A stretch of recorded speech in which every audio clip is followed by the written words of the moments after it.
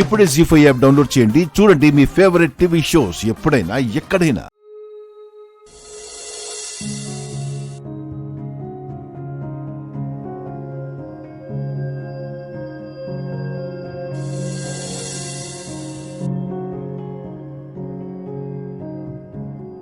అమ్మాయి గారు, రాజు,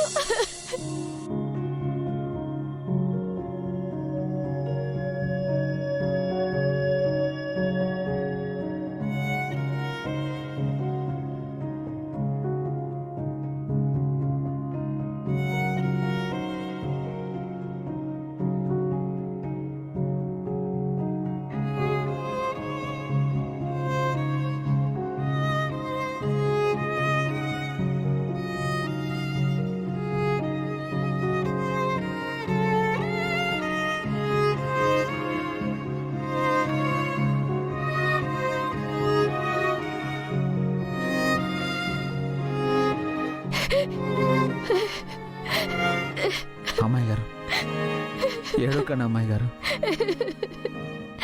నాకు చాలా భయంగా ఉంది రాజు. రేణుకకి నాన్న మాట ఇచ్చారు. నాన్న మాట ఇచ్చారంటే తప్పరు రాజు.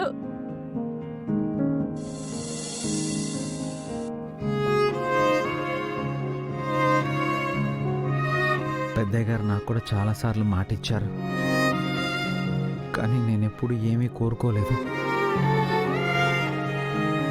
అవసరమైనప్పుడు కోరుకుంటానని చెప్పాను. దానికి పెద్దయ్య సరే అన్నారు. ఏం కాదు, మీరు భయపడకండి అమ్మాయి గారు. రాజు, నాన్న కోపం గురించి తెలిసి కూడా భయపడకుండా ఎలా ఉంటాను? రేపటి గురించి ఆలోచిస్తుంటేనే నా ప్రాణం పోతున్నట్టుంది రాజు. నీకు రేణుకకి పెళ్లి అని ఊహించుకుంటేనే నా ఊపిరి ఆగిపోతున్నట్టుంది. అమ్మాయి గారు, నాకు ఆల్రెడీ మీతో పెళ్ళి అయిపోయింది. రేణుకని ఎలా పెళ్లి చేసుకుంటాను? రాజు, నాన్న రాగానే మన పెళ్లి గురించి చెప్పేద్దాం రాజు. ఇంతకాలం చెప్పకుండా పెద్ద తప్పు చేశాం. మనం తప్పేం చేయలేదు అమ్మాయి గారు.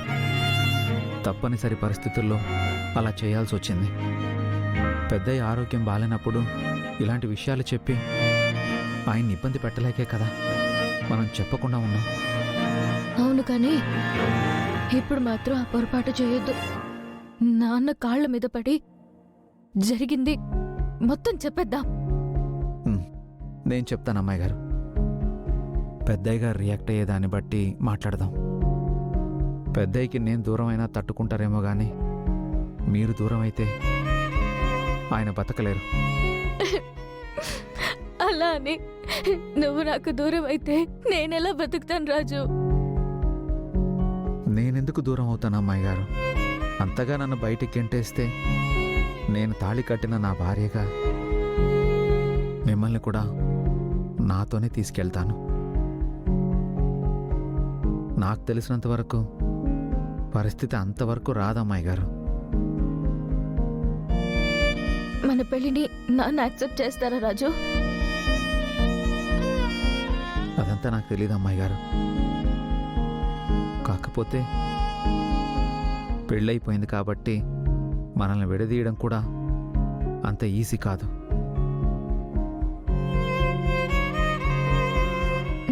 రాజు, ఏదైతే అదవుతుంది. ముందు నాన్నకి ఈ విషయం చెప్పేద్దాం. అలాగే అమ్మాయి గారు.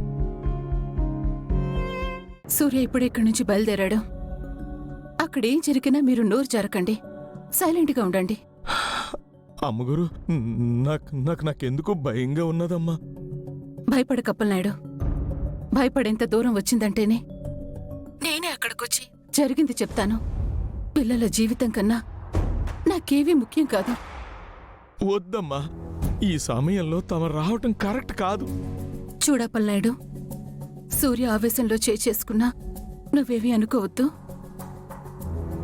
నన్నేటి చేసినా పర్వాలేదమ్మా, పిల్లల్ని మన్నిస్తే చాలు. అప్పలనాయుడు, అక్కడేం జరిగినా నాకు చెప్తూ ఉండు. పిల్లలకి ఎలాంటి ప్రమాదం జరగనివ్వకు. అలాగేనమ్మా, అలాగే అలాగే.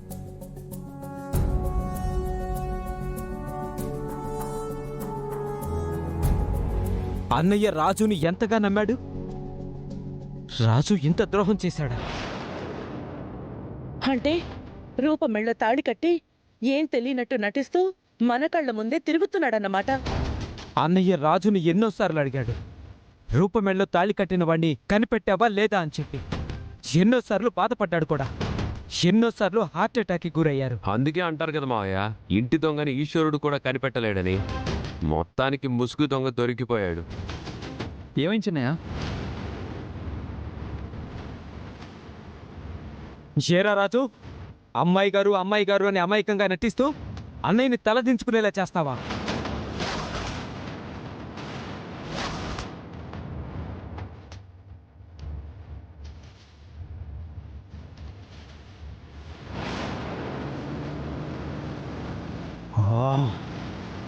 ఇన్ని సంవత్సరాలుగా నా దగ్గర పనిచేస్తూ ఇంత నమ్మక ద్రోహం చేస్తారా?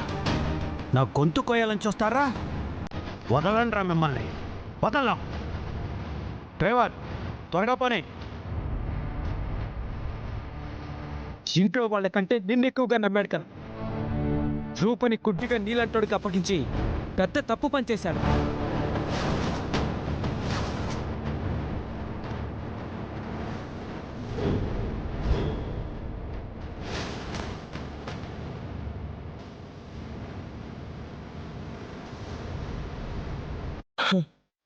ముచ్చన్లు, రాజు ఆ ఇంట్లోనే ఉన్నట్టున్నాడు.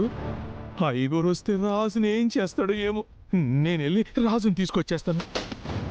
అయ్యగారు వస్తే రాజుని మాత్రమే కాదయ్యా, నిన్ను కూడా ఏం చేస్తారని భయంగా ఉంది.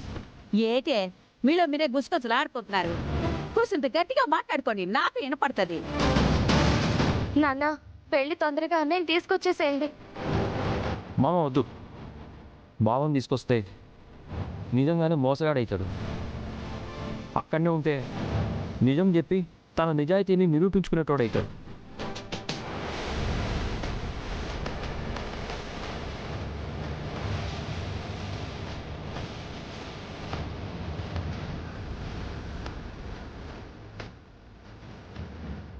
ముచ్చట టైగర్ వచ్చేసినట్టున్నారు.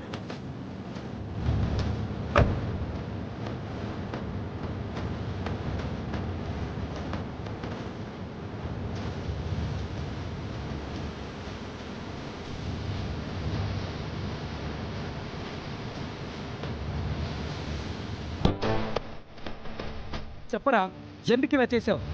దేవుళ్ళు లాంటి అన్నయ్యని మోసం చేయాలని ఎలా అనిపించిందిరా నీకు? వాడితో మాట్లాడించండి.